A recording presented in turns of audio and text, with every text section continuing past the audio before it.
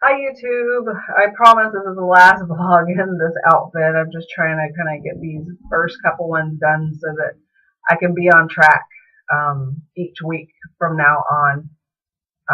So this is going to be weeks 10 through 14 for me. As of today, I am 14 weeks plus 2 days. So this will catch us up to kind of where I'm at, and then I'll be doing a vlog every like Monday or so because I turn over on Mondays. So with week 10 through 14, I still had a lot of nausea and a lot of fatigue. I still felt really bad. Around week 13, that kind of started to get a little better. I was able to eat a little bit more, and I wasn't feeling quite as nauseous all the time. I was getting breaks in my nausea, so excuse me. I'm sorry about the gas. It's just, I don't know, I'm just kind of gassy right now, and I apologize for that. So anyway, it's like as of right now, the nausea is getting a lot better. I haven't had too much, except for like if I wait to eat too long, I'll get nauseous. But even that hasn't been too bad. Nothing compared to what I was having before. Currently, I've only lost like 3 or 4 pounds throughout that first trimester, so that's not too bad because some people lose 20. I've heard of people losing like 20 or 30 pounds if they were so sick. So 3 or 4 pounds really isn't a big deal, and I'm not a small girl, so a couple pounds off of me is really not that big of a deal in the grand scheme of things. But I've maintained that weight. I lost 3 or 4 pounds around like probably week 8, 9, I don't know, somewhere in there, and then I've just kind of maintained the same weight since then, which is nice because I'm in my second trimester now, and I'm down 3 pounds from where I started. So that's great because I'm trying to not gain a whole lot of weight with this pregnancy if I can. I'm eating what I should, and I know I'm going to gain weight because the baby needs my body to gain weight, and that's fine. I'm just trying not to gain more weight than I need to gain. Like with my first pregnancy, I gained like 50 pounds because I just ate whatever I wanted, when I wanted, and how much of it I wanted, and I just didn't care. And so I gained 50 with that, and I only lost, I think, 30 or 35. I don't know. I had like 15 or 20 pounds left from the first pregnancy, and then I gained 30 with my second pregnancy, which wasn't as bad, but I only lost like 15 of that. So I've packed on some weight with the pregnancies, and I would like to not pack too much on with this one if possible, so that maybe I won't have as far to go with my weight loss goals after I have this baby. Um, my breast tenderness has pretty much gone away through this time period, and I'm starting to show, which is interesting because I don't usually start to show really quick. My first pregnancy, I think it was like 20 weeks before I really started showing. I might have been even more than that because I'm not like a super small girl. Even when I got pregnant the first time, I was probably about a size 10. So I mean, I wasn't huge, but I've always been, a little on the larger side. That's just kind of how my body's been. And then with my second pregnancy, I was still like, I don't know, like 17, 18 weeks before I started to show it all. And this one, it was like around week 13, I started to show. Um, but I know that with your subsequent pregnancies, you do tend to show and those kind of things a lot earlier. So it's probably why I'm showing earlier. It's just because it's the third time around. As far as cravings, I'm still craving protein, like eggs and pretty much any protein. I want lots of protein. Salads and fruit are cravings for me right now, and barbecue. I really like barbecue right now. I've kind of not let myself eat a whole lot of it, but I'd like to eat it a lot more than I do. And then pickles, I'm still really liking pickles, which, they're high in salt, but at least they're not really bad for you in any other way. So I haven't been eating like tons and tons of pickles, but I do enjoy pickles, a few times a week. Still not vibing the sugar stuff. I mean, it just doesn't even look good to me. Like my husband and I were sitting down watching TV the other day, and with my second pregnancy, my biggest craving was blizzards from Dairy Queen. And so a commercial came on for like buy one get one blizzards, and my husband is really into ice cream also, and he was like, "Hey, look, do you want to go get one of those?" And I was like, "That does not even remotely look interesting to me." Last night we had a family get together over at my house, and we had like chocolate chip cookies and peanut butter cookies and cake, like 2 different kinds of cake, all this stuff, like a big smorgasbord of sweets for dessert. I didn't touch any of it. I don't know, it just doesn't appeal to me. So, like I said, it's just been really weird. And it would be nice if I would keep that aversion after the pregnancy. It would be awesome. It would definitely help me drop weight quicker if I didn't want sweets. But we'll see, kind of what happens, and if that aversion continues or I start craving sweets later. I'm really interested to see what happens with that particular food aversion.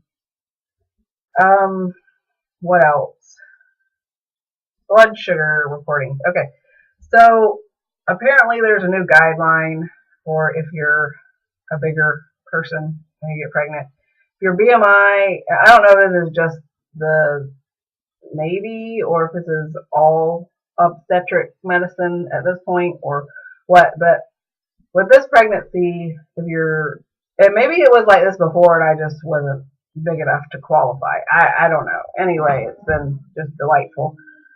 If your BMI is over a certain point, they have you take a glucose test like in your first trimester to see if you're already diabetic. And as we've talked about before, I am not able to eat sugar. So trying to keep that nasty orange sugar drink down for an hour for them to take my blood is not something that is going to happen.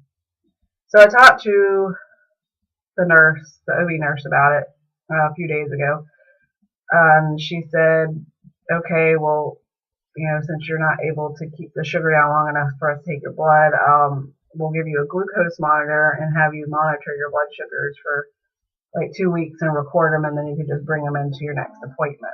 So I had to go in and get like the whole spiel about pregnancy-induced diabetes and this glucose monitor and like all this stuff. And so now I'm having to take my blood sugars for the next 2 weeks to make sure I'm not diabetic, which I knew that I'm not diabetic. I've not had any symptoms. It doesn't run in my family. I've never had gestational diabetes before, but I understand their concerns, and they kind of you have to have guidelines for safety, and if I were to be diabetic, it could have major repercussions on the baby. So I understand, but I have to take my blood sugar like 4 times a day. I have to take it in the morning before I eat anything, and then 2 hours after breakfast, lunch, and supper.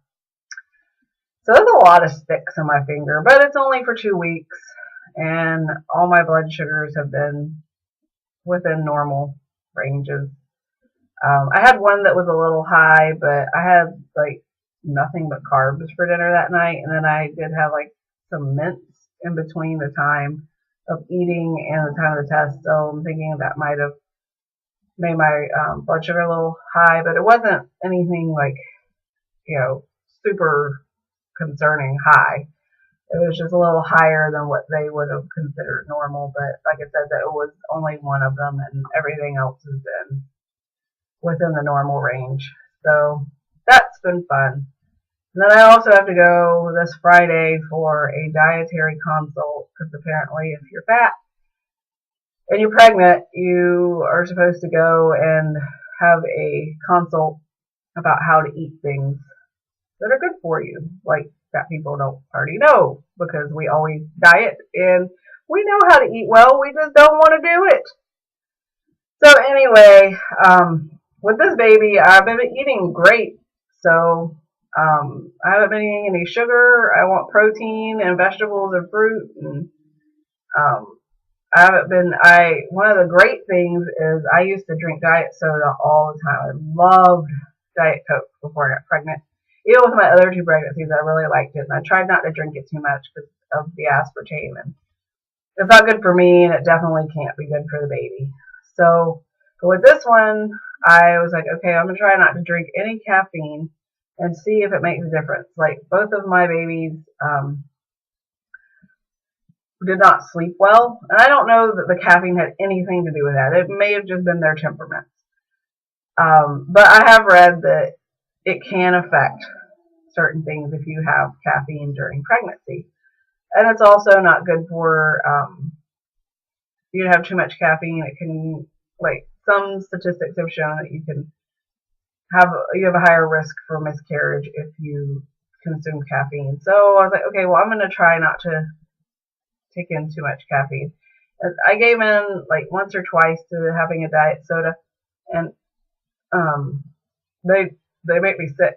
Like I can't drink them, which is awesome because now I'm off diet soda and I don't intend to go back to drinking it after I have the baby because that's just one less thing that I need to worry about of bad things going into my body. So I'm super excited about that because it's good. And I really just drink like water, and I don't drink juice because again, it makes me feel bad. So I drink like water and milk and hot tea with like a tiny bit of honey or sugar. If it's just a little bit, it doesn't seem to do too much.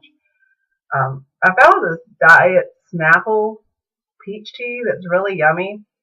Then I looked at the label because Snapple is supposed to be all from the best things of nature, some crap like that. And I look on the back, and one of the things they use in Diet Snapple is aspartame. I was like, great. I thought I was drinking something that would be okay, and it has a little flavor, and it has aspartame in it. So, not going to buy that anymore. I was a little disappointed in that because I really enjoy the flavor of the peach tea, and it does have a little caffeine in it, but it's not too much. Anyway, I'm not going to be drinking it anymore because I found it had aspartame in it, and I'm not wanting to get that back into my system. So, oh well. But yeah, that seems, let's see, I'm trying to make sure I didn't leave anything out for weeks 10 to 14. I think that's pretty much it. Like this pregnancy's been so different from my other pregnancies as far as how early my symptoms were, how sick I am. I wasn't this sick. Like my first baby, I wasn't sick at all. I didn't have any nausea. It was awesome. I was really, really tired with her, but I was working 12-hour shifts at the hospital on my feet for 12 hours at a time. So I was tired anyway, but the baby made me even more tired. But that was really that, and having to peel out was the only symptoms I had with my first daughter.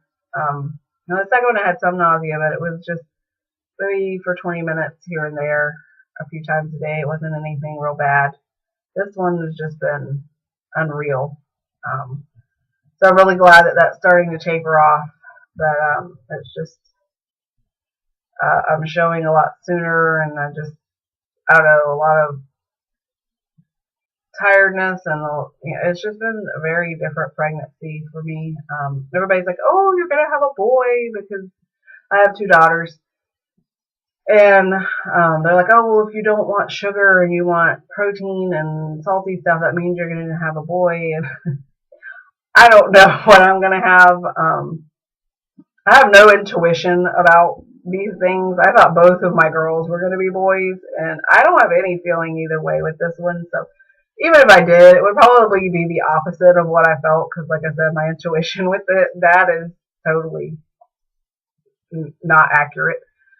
But we'll see. We're not actually going to find out the sex until the baby's born. We found out with our other two children at the ultrasound where they check everything to make sure the baby's forming okay. But we decided this is going to be our last baby.